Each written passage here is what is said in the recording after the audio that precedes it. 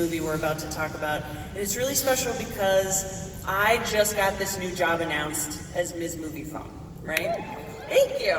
Well, so here's the thing. Like, I've used that service forever. It really meant a lot to me as a tiny movie nerd. When I saw the very first movie in this series, like, I was like, beep, boop, boop, boop, beep, boop, hello.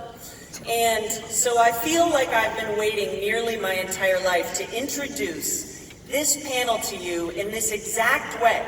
So for those of you who are familiar with the Movie Phone legacy, you're going to know what I'm about to do. And for the rest of you, you're getting a preview of what's to come because I'm going to be everywhere super annoying you all the time.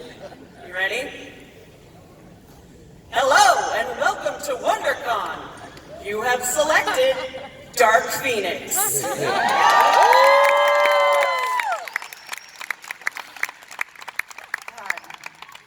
Dang, that felt good, y'all. Thank you so much for indulging me. And now keep that applause going because I'm going to start welcoming our panel today with, first of all, our director, Simon Kinberg.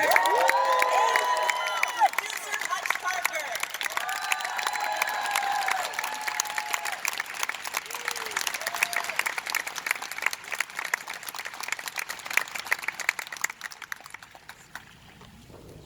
Wow, a lot of people. Right? Very cool. It's happening, you guys. Yes, it is. Thank you guys for being here.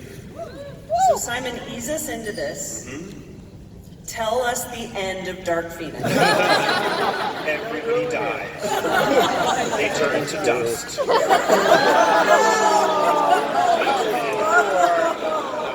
Oh no, too soon. But actually, so Dark Phoenix for X-Men fans is like, it's very, very fresh in our minds all the time. It's a great storyline. I've seen it a little bit before. Yep. But tell me why right now was the moment for this movie to get made. Well, Dark Phoenix was my favorite storyline, being a hardcore comic reader growing up. And I always imagined if there was ever going to be an X-Men movie, I never thought I'd be involved in it, but if there was ever going to be an X-Men movie, that's the one I wanted to see. And like you said, you saw it a little bit in X3, but you didn't see the real Dark Phoenix story in that movie. And so when we did Days of Future Past, one of the things that I loved about that movie is we got to reset the timeline in a way that made it possible to do a real version of the Dark Phoenix story. And that's what we tried to do with this movie, is to give you all of the elements that you loved from reading the comic, all of the things that made Chris Claremont's comic run so iconic and sort of survived forever, and do it in a way that was emotional and intense and intimate and also cosmic. So this is the first X-Men movie that goes out into outer space, as you're going to see a little bit of today. It's the first X-Men movie that has an alien in it, that does a lot of the things that we weren't able to do with X3, and I think why now is I feel like you've lived with this family for almost 20 years in one form or another, and we felt as though hopefully we had earned our way back into doing this story. And one of the wonderful things that a lot of movies have done, and certainly MCU has done it perhaps the best, is tell intergalactic comic book stories. And so we felt like you all were ready, and we were ready to do our version of that. You ready?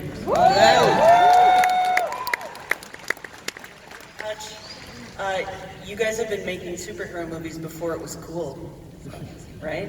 Yeah. I mean, you're allowed to take credit for that here in this environment. But can you talk about, like, the very first one in context with this one? And was there something back then that you were worried about, or something that was difficult that has really changed now? Great question. Yeah. I think the first X-Men sort of paved the way to me for all of the comic book movies that followed, because it was the first one, opening with that scene in Auschwitz, taking something that was real and painful and depicting it the way it was depicted, suggested for the first time that you could tackle more than special effects and comic ideas. And to me, everything that's flowed since then has kind of grown from that moment. I think,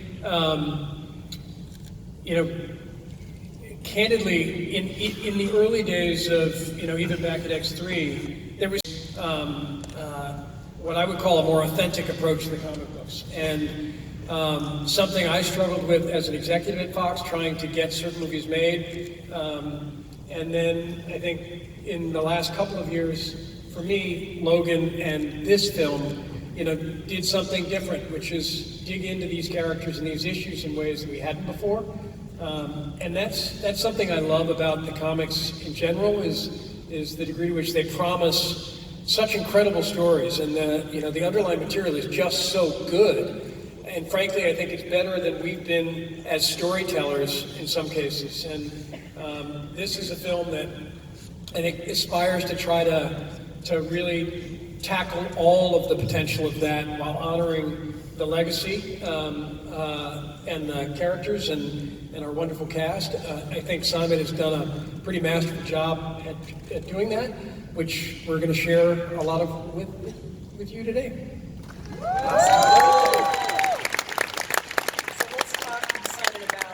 This being your directorial debut, because you're behind the scripts for so many of these. Many. Now, what was like your challenge, or what was your lesson that you took into this experience? Because I feel like, you kind of go into it, right? Like, well, don't screw it up. Yeah, I mean, you definitely go into it, don't screw it up when you're playing with the greatest comic run in history. And as a directorial debut, it definitely is the highest degree of difficulty. But I've lived with these movies for a long time. I've been facing you guys for a long time. You've been incredibly supportive. You've also let us know when we got it wrong, which I also appreciate, because we learn as we go. And we try to make them, better each time. And as a director, I learned a lot from all of the different directors that have worked on this movie, working with these movies. I'm working with Brian on the movies, working with Matthew Vaughn, working with Jim Mangold, working with Tim Miller, working with Dave Leitch on the Deadpool movies. I've seen all these guys at work. I've worked with Ridley Scott, who was one of my heroes, and each of them I just learned a little from being on set with and watching the way that they operated. And for me, it was like, I've been living with Dark Phoenix in my mind for so long. To actually express it on screen, I felt like I could just take what was in my mind and filter it through these incredible people that I was working with, because Hutch being a great partner, that we've worked on a bunch of these movies together, and I had an insane team, and a director's really only as good as their team. So I had this insane team of, like, my DP won an Oscar for being the cinematographer of Avatar. My editor won the Oscar for Dunkirk, and he did all Chris Nolan's Dark Knight movies. Hans Zimmer, you might have heard of him, did the score for this movie. And that was after Hans said he would never do a superhero movie again, and I came to him and basically begged and bartered and just annoyed him for long enough where he finally ultimately said yes. And I think he also said yes because what I promised him and what I promised you guys is that it's a very different kind of superhero movie. That it is a more rich, emotionally intense, intimate movie that's got all the bells and whistles and all the spectacle and all the fun that you come to expect from these films, but it gives you some of the emotion that Hutch was saying, like from something like a Logan. I think one of the big takeaways from what you just said is that perhaps your directorial signature is annoying people. Is that? I mean, I'm just into my it. general signature, I think. In terms Okay, cool, of awesome. that to everything.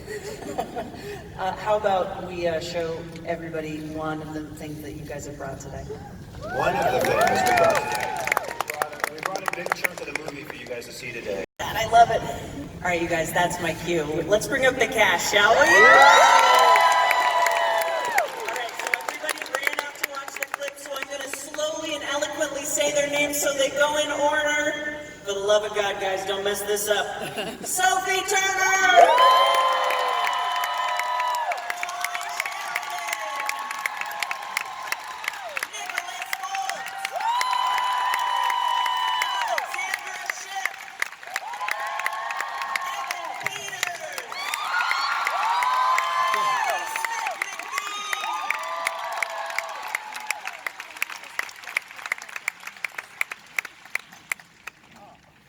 You guys did such a good job. A+.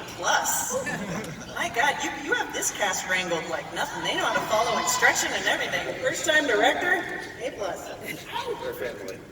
That's the thing. I mean, I think it shows on screen that you guys are so close, and I suspect that you know each other relatively well. to ease all of us into this panel process. There's a lot of serious stuff in Dark Phoenix, but I also think that it's balanced with a lot of like family and a lot of lighter stuff, and there are great moments between you guys.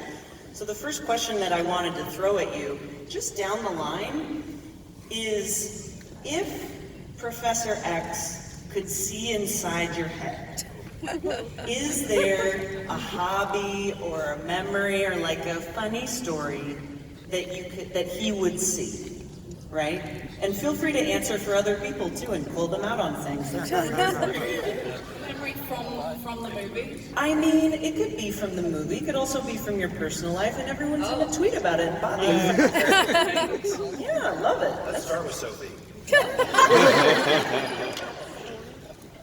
I mean, actually, Sophie, I'll just give you like a really easy one to just tee it up for you. Like, tell us the end of Game of Thrones. Go.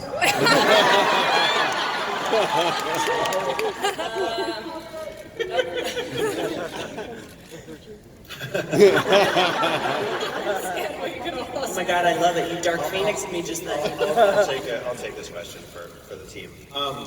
And I'll think of one not from my personal life, because that wouldn't interest any of you, but from the movie. Just when we were making this film, you'd be surprised that the biggest practical joker in this cast is Jessica Chastain. What? Serious, Oscar-nominated, like Juilliard. Jessica Chastain is a menace. She is an absolute dangerous menace. Don't allow her around your children. Bad news. And one of the practical jokes she played was on, and Sophie was a somewhat willing accomplice in this, was on Mr. McAvoy. It was a very good target, practical joke. And the joke was, there's a scene in the movie where his character is on wires, as you guys know. That's how they get people to fly or move in particular ways that aren't natural for them, and then we paint out the wires and we can't see them. So he was on wires, and the wires are being held by usually people from the stunt team who are manipulating that person's body to move the way they want it to move. And on the last take, after we'd gotten the take, Jessica, and I guess I was an accomplice too, I knew about it. Jessica got the guys she got our sound crew to start playing the song Macarena, and to dance James's body around like a puppet doing the Macarena on the wires. So that would be, I guess, my memory for making this movie. I like that. Are there any good pranks that come up with you guys down there? 'Cause that's the one thing I hear about this cast all the time. It's like, so close. People, when cut was called or when the day was called, you guys didn't even go home right away. Like, you kind of hung out with each other. Nicholas, was that the case? Were you hanging with everybody? Yeah. Yeah. No, we did.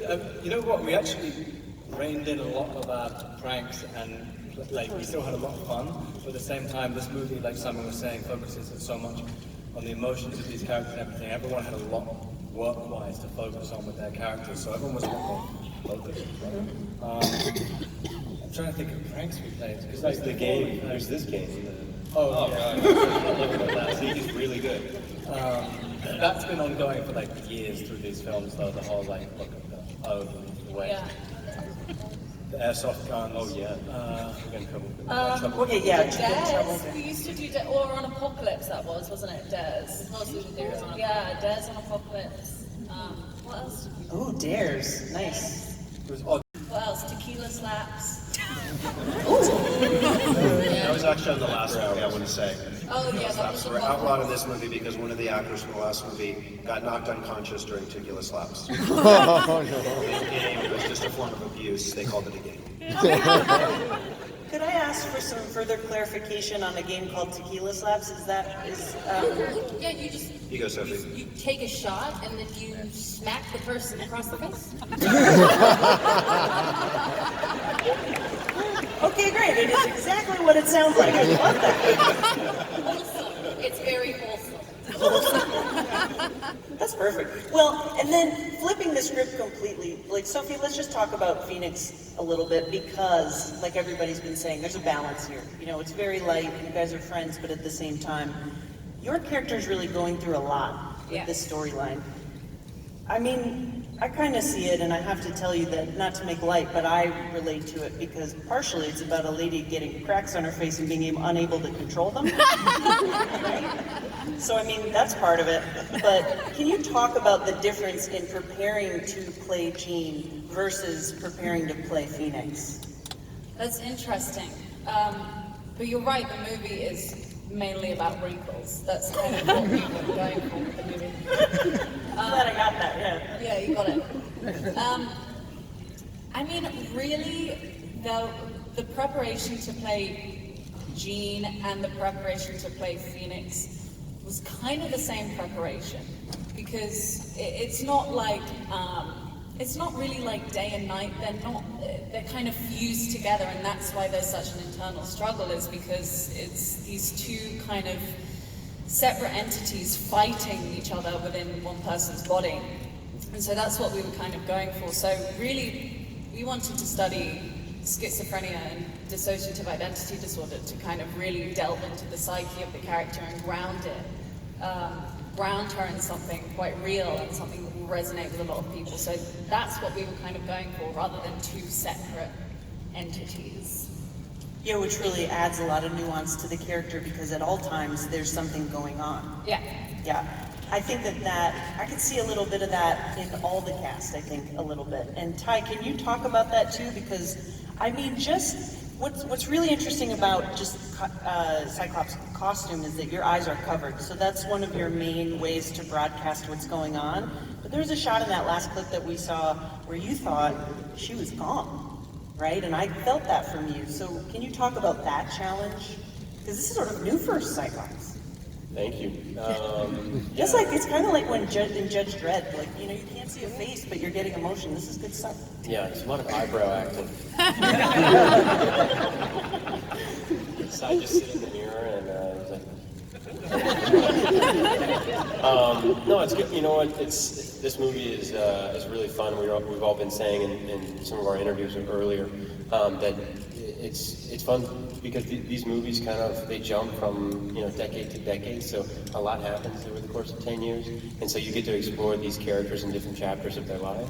And so in this chapter, Jean Grey starts to kind of wrestle with this dark force, and it kind of splits the entire team up into two groups, and one who feels that she's still the same person and they can save her, and the other feels that she's maybe a little too dangerous. So there's some really interesting, complex character dynamics, and I would say the visor is it could be difficult, but then you have Cody and Nick who have to wear blue makeup all day long and prosthetics on their hands, and someone has to feed them their banana. I was totally going to ask about that legitimately, because in this movie I was like, there's a close-up of Beast, and I was like, oh my god, how does he eat lunch? There's a lot of hair right there. Quite slowly, and I eat a lot of blue hair. And then I have a fur ball. Well, that really paints a picture, doesn't it? You're kind of like one of the vets of this thing. You're like a utility, I think, because we always come to Beast, and he's such a grounding force, right?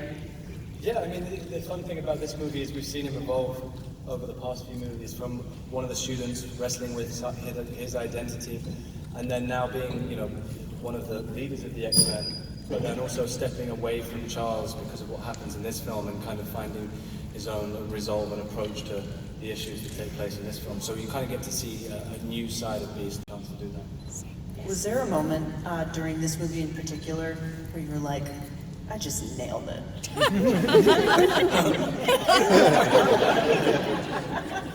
You're too busy coughing up fur balls. I think that would be the wrong thing for me to be thinking. Understood. Goes back.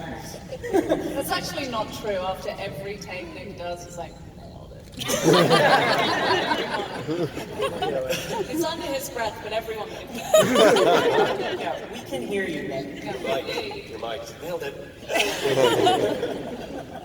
Alexandra, I am always so pumped to see what Storm is going to do. Always. Let's keep the vibe of this conversation going, because in this movie, you face new challenges, and I felt physically, I was watching you and I was like, ooh, just wait. I felt that way when I was actually doing it. What's really fun about doing stunts is you punch someone and then they go like flying back like it really hurt, and then you're like, you gotta like get out of it because you're like, yeah, I'm Storm, and like she's totally used to it. But Alex is losing her mind. It is so much fun, and it was really fun being able to do all the stunts and do like more hand-to-hand combat, and you really kind of get to see Storm really exude more power, and it was really fun.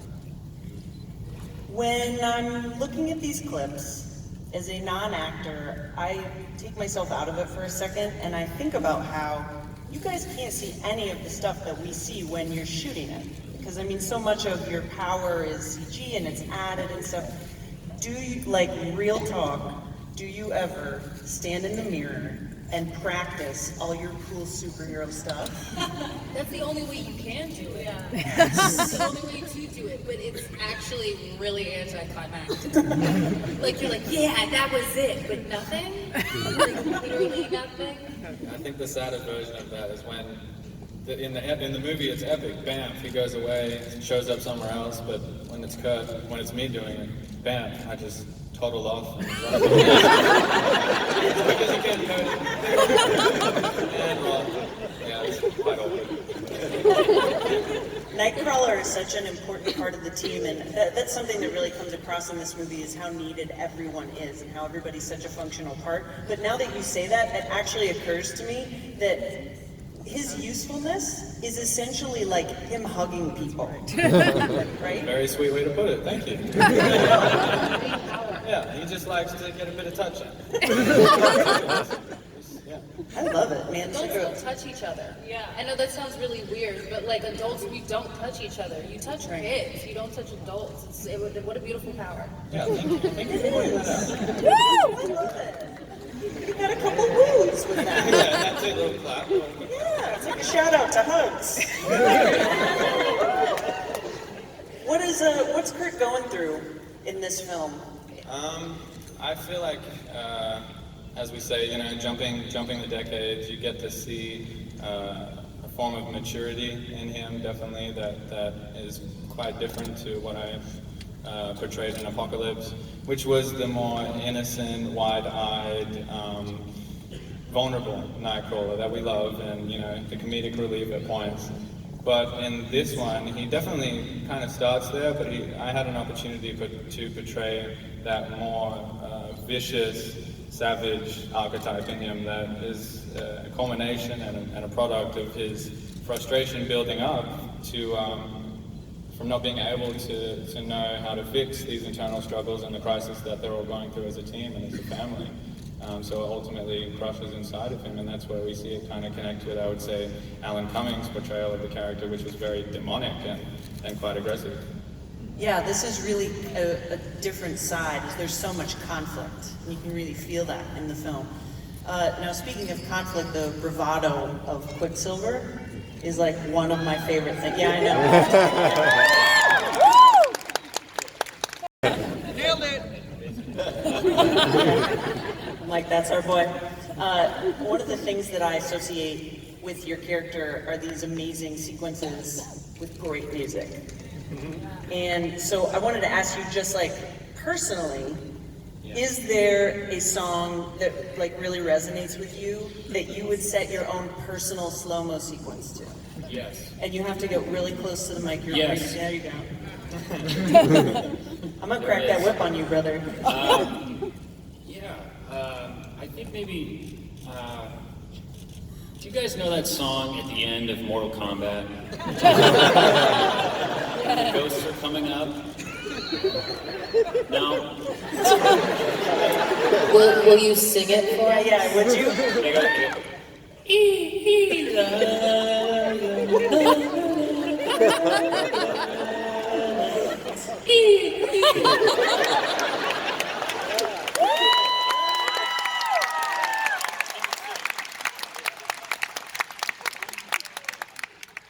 I'm just gonna let that sink in first. I love that. Now I remember the song. I'm like, it's in my head. It's also the end of Mean Girls as well. That helps anybody. Not at all, I guess. Oh my god, there you go. Movie fun fact. Who's a fan? Let's bring it back down here to the end of this table. What's your favorite part of all of these extensive sets that you guys have? Because there's so much that's practical. Like, what was like one of the things you were like, oh man, dude, this is so cool? I mean, there's a lot of stuff in this movie that's really cool, and it was important to me to do as much practically as possible, like, which means obviously not with visual effects, CG, but to build things. And the reason why is I think one, and the actors can speak to this, but every actor I've ever worked with feels the same. When they have something real to interact with, it's easier to act because they're actually in the space, they're interacting with a real thing. It's one less layer of sort of make-believe that everyone has to do. And then also I think you guys feel it. Like I think there's something when I watch a movie and I see practical effects, practical sets, there's a part of my brain that like makes it feels real to me. Like the physics of it feel real, the dimensions of it feel real, all of that. So there's simple little things in this that you would never know were a set. Like as an example, when Sophie goes home to the neighborhood in which she was raised, it's a street of suburban houses. And in a normal thing, you would probably find a street of suburban houses in Montreal where we shot the movie. But I won't ruin it, there's some stuff that happens there that you couldn't do to a street of suburban houses without relying entirely on visual effects because you could destroy some houses.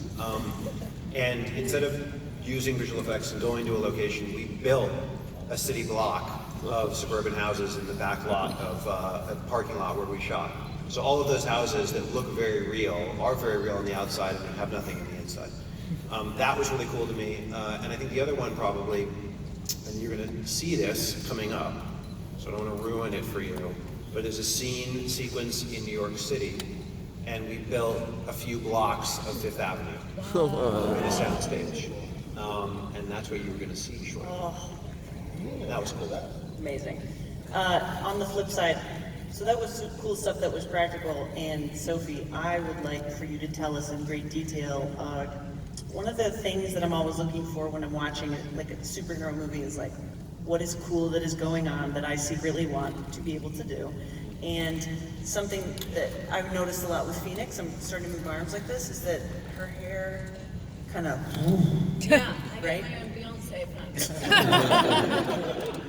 I know we're going to lose some people with a hair conversation, but would you bear with me for a second? Because that CG is so cool. Yeah. But what was that like in real life? It was terrible. They decided, the best way to do it is you have to kind of put like a bald cap on and tracking points for CGI. So, and one part of my costume is like this purple coat with this huge collar that kind of comes up like this. And I've got this bald cap on, and I look like Megamind. It's terrible. It's like, you don't feel cool, you don't feel powerful, you look like an idiot. Yeah, it wasn't that fun. And they had me on this thing that they, not in the region, but when we were originally filming it, this parallelogram, where basically like a bike seat. And so I would kind of sit on this bike seat with my legs out straight, and my Megamind top half, and they would just like seesaw me up into the air. And it would just be the most painful, humiliating experience. But it looks really cool at the end. So it's a good visual. It works. At the end of the day, it works. So it's like, thank you for going through all that. Shame on you for putting her through that. It's for the good of the movie. There you go. Ty, I've always wanted to know, we're talking about the visor. It cuts off your peripheral vision. What are you actually seeing through it, right? Yeah, Like, what does it look like? Well, this one, the last movie was a lot of the peripheral vision. You couldn't, it's like looking in a tunnel. And then this one is like looking like this. So you trip over shit. The stage, you're shooting on a dark stage, and like like they fix your hair, they tuck your hair behind your visor, so you don't want to pull it off because they're gonna have to come fix your hair again, and so you don't want to take it off every time you have to walk up the stairs. So you trip and you get a lot of bruises on your shins. And, it's just, but the worst part about it is not being able to see whose mark is who. And there's all these people in the scene, and they're like, oh yeah, Sophie's the blue mark, you're the green, and I'm like, dude, every color looks exactly the same. For everything, like, you just gotta give me white and make everyone else a darker color. Like, that was really hard. It is funny, like you see Ty and you're like walking into your spot and then Ty will just walk and stand on your mark. You just have to gently guide him. over there, sweetheart. Don't blast me. You're good. Nick, is there an effect that's gotten a lot easier to do for you over time? Like, is there anything that is vastly improved? Well, I was just thinking of the humiliating things. Oh gosh, yes. So there's this thing that my stunt guys, Alex and Leash, do really well, which is like quad running. They're on all fours and they can like make it look very graceful and fast and amazing. And then they're like, Nick, so you just finish off the quad run. I'm not built to be able to do that. So it ends up me kind of crawling. And then like popping up into the carrying on with the scene. So like there's some very embarrassing cuts of that. And when every scene is over, when you pop into the scene, what do you say? Nail it. Normally something to that again. That's like my action thing before I hit someone or something. I roll. Yeah. Nice. It's better than that in the movie though. Sure. All right, I think it's about time that we introduce what's going on next. Sure. Why don't we? I'm looking at you meaningfully because I'm glad you're all sitting down. You're very polite. As I alluded to, we're going to show a second clip to you guys. This one's in New York City. And what you saw at the beginning was sort of the best of times for the X-Men, and this is not the best of times for the X-Men after some damage has been done.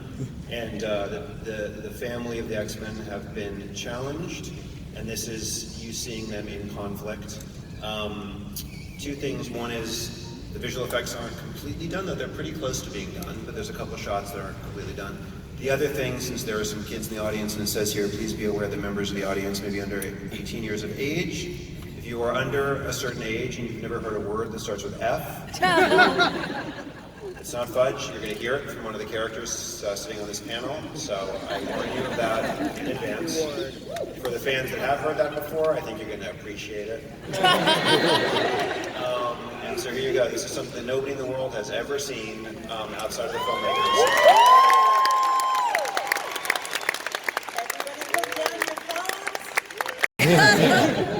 Wow. You already said that you had a New York set, 5 blocks. Something like that, yeah. Tell me what else was practical in this. Well, the thing that I think most people would not expect to be practical, and is that train that comes crashing through the wall behind Michael Fassbender, Magneto, was real. What? Yeah, we got a train car, and our special effects, not visual effects, our practical effects unit built a rig that could send that train car at, I don't know what, 20 miles an hour or something behind him, and we built a wall that would get destroyed, and Michael just had to walk through there and not flinch. And the thing that was crazy that happened is obviously you get one shot at that because you're not rebuilding the wall and all that. We had a bunch of cameras shooting it. But when we prepared it and all the rehearsals we did to make sure it was obviously safe for Michael, it stopped like 10 feet or so behind him.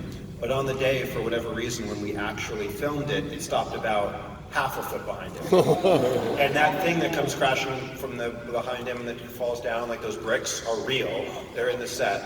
And only Michael Fassbender, with love and respect to every other actor on this panel, including myself, no other actor in the world would not even blink when a subway car comes within about 6 inches of hitting you, and bricks are falling behind your head. Michael just stood there, ready to take it. So that was real. And scary for everybody except for Michael. Somebody out there is clapping because they're like, Fassbender needs to be taken down a peg or two. Good luck. How'd touch, and when you have your producer's hat on, are you hearing that story and being like, what? Yeah, I mean, honestly, to do that practically was something we really debated. Partly because it's risky, partly because you can't do it again, right? So generally speaking, you don't want to do anything on a movie you can only do once. Because the odds of it going the way you hope it will are pretty slim. We really did have, I think, one of the best special effects or practical effects guys around, and he's done a couple of movies with us, and always delivers. Always delivers. And he's like, no, I got this. And I'm looking at the set, we're looking at the moldings, all that's all gonna come down, that's it. You can't go back. It's like, no, I got this, it's gonna work, it's gonna be great. So we kind of sat up there, we all watched it, videotaped it, kind of the way you guys are, and perfect. Yeah, you should ask Sophie about, there's a sequence that Sophie's in, not that particular one. That one, she just stood there and did the hand acting. But ask her about the scene where she's controlling a helicopter that was actually also practical and real and very close to killing everybody. It was a lot of fun. It was a real helicopter. It was spinning around. It was ready to go, and like we literally did it with all of the cast, all of the crew, all of the extras. They were all there, and I just kind of do this, and the helicopter tips over, and it starts like flipping shit out of the air and grass and everything, and it was amazing to see. It was terrifying, but it was amazing. And no one was hurt in the making of this film. I continue to stress that because I feel like there's a general theme happening here that I don't love. Understood. Yeah, miracles do happen. Everybody's completely safe. Yeah. Here they are. The movie comes out June 7th. It's going to be great. And then as we wrap up, I just need to know for my own satisfaction, does Michael Fassbender ever wear the Magneto helmet like just for funsies? Like after a take is over or something? Yeah? Who wants to take that? Cereal out of it in the morning. It's exactly the detail that I was looking for. Thank you. Okay, so as we wrap up, there's one more because I am about to take a very special Wondercon selfie with everybody on the panel. They are going to be giving it a little signature, and we're going to airdrop it to you. So technology is a thing that is happening, and what we're hoping is that you guys are going to be so pumped about what you've seen and heard, and you're just going to be so amped up with all the drama and terror that we've talked about, that you're going to tweet out #DarkPhoenix, and you're going to start growing things, and then and also X-Men movies on every platform. Instagram, you guys know the deal, right? Okay? Can I get a yes out of you? Thank you so much. Okay, great. So they're going to bring over the selfie stick to me. I have my very special... How do you turn on airdrop? Clearly does not want to be out on stage, by the way. So we're all going to gather down there around Cody. We're going to rally. We're going to do one big hug. Rally around. Nope.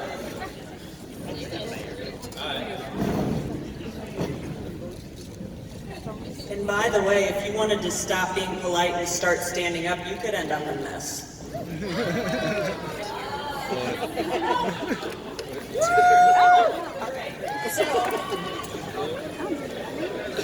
Thank you.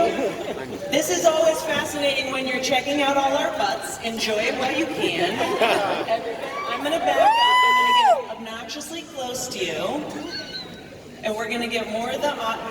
Okay, great. Oh my God, look at my selfie arm. This is captivating. Yay! I'm taking 18, so there are plenty to choose from. And we've got it. You guys are really patient and amazing, and you're going to get this airdrop to you, courtesy of 20th Century Fox. If you have an iPhone, and for Android users, turn to the person next to you, make best friends with them. And at the end of the day, we have wrapped up this panel. You guys got this amazing first look at Dark Phoenix. Make sure that you spread the word on social media because these days it's super important. I'm going to say June 7th one more time, and then I'm going to say thank you so much. I am Ms. Movie Fun, and good afternoon.